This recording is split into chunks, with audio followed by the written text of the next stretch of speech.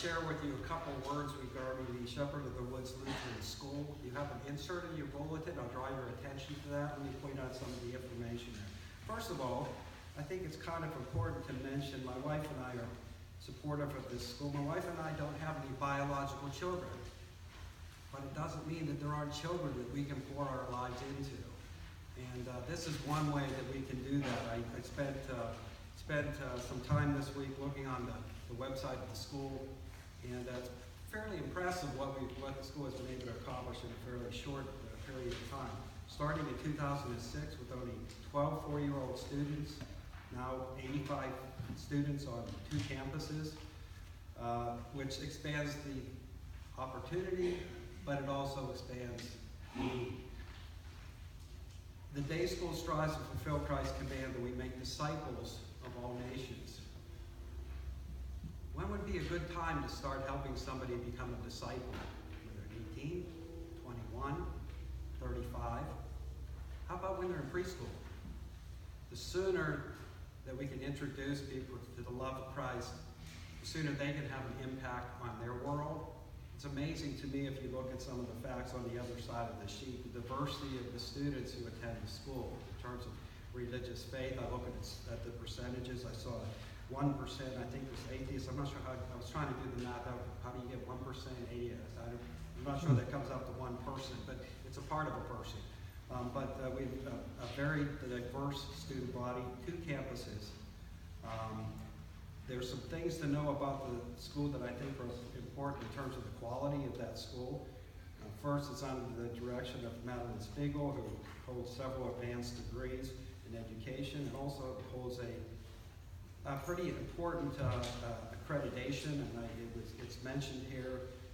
In 2013, the day school became accredited through Advanced Ed, and I will tell you that is not an easy accreditation to earn, nor an easy accreditation to keep. It's actually a accreditation under the auspices of a number of regional accrediting bodies, including the Southern Association of Colleges and Schools. And in my life, I've had the great joy of putting together those accreditation reports for some universities, and you have to pretty much put them in a wheelbarrow and take them to send them off to the accreditation committee, so that's pretty important. If you look at the website, and you look at the values, say, well, why do we need this school? Look at the values that are on the website that are espoused, that are lived out in the school in that curriculum. Christian faith. We rely on the Word of God as embodied by Jesus Christ to lead us in all we say and do. Inclusive relationships, welcoming and striving to accept others as brothers and sisters of God. Sharing.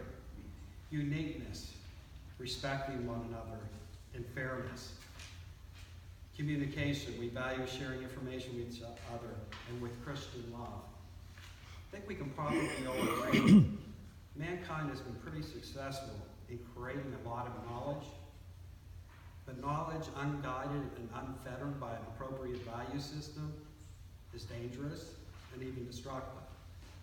I'm glad that we have a school where students can learn knowledge, but within the confines of that value system and the confines of understanding the love of Christ. There's some information on the website I would suggest that you look at in terms of the learning approach, which is called blended learning. It's being rediscovered by a bunch of charter schools now, but the school's been doing it for some time. It combines traditional classroom, online learning. It blends students of different age groups. It's mastery-based and very personalized and focused on each individual student. So I was going to do a quiz here, and I had some facts, but they're pretty much all on the sheet, so I can't necessarily do that. But there are some interesting things to note in terms of individualized attention. How many faculty? So I'll give you one quiz question. How many faculty do you think? What's the faculty-student ratio to one student? How many faculty? How many students to each faculty member? 8. That's close. 10. 10. 14 to 1. 14 to 1 is pretty good. And each classroom has a teacher and an aide.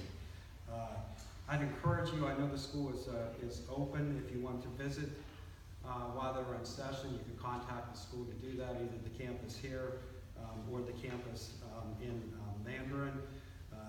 The school offers pre-K 2 years through 9th grade, also has free voluntary pre-kindergarten. That's important for a lot of folks. It's a state-funded half-day program for children who turn 4 by September 1st. There are some extraordinary comments that I've received and that are in the insert about what students and what parents have to say about the school and what it's done for their children and also for their family. We do have the opportunity to provide scholarships for students who can't pay. The day schools provided financial aid scholarships of $330,000 and some odd cents to 96 students since 2006. 90%, some interesting facts, 90% of our preschool students speak another language.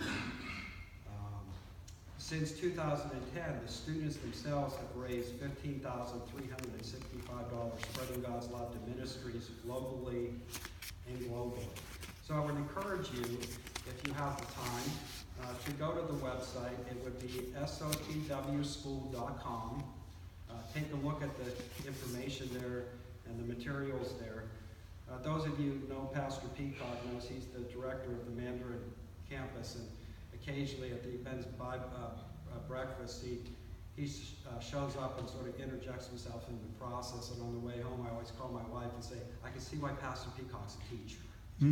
Because this guy gets you really excited about learning, and I can think about what it might be like to be in one of his classes. And I suspect that he has some students and the other teachers there that are going to remember that for the rest of their life, that they are going to think of those experiences they had and those things that they learned. Just as a personal aside, when I earned my PhD, I wrote a thank you letter to 2 people, my 5th grade teacher and my 4th, 5th, and 6th grade honors teacher, all the professors and teachers I had. And I suspect that if you've had Alan Peacock as a teacher, you've had some memorable moments. Okay? And so I would encourage you to consider, is there an opportunity for you to sow into this ministry? Is there an opportunity for us and for you to become parents and helping to encourage and grow the lives, the education, and the faith of these children?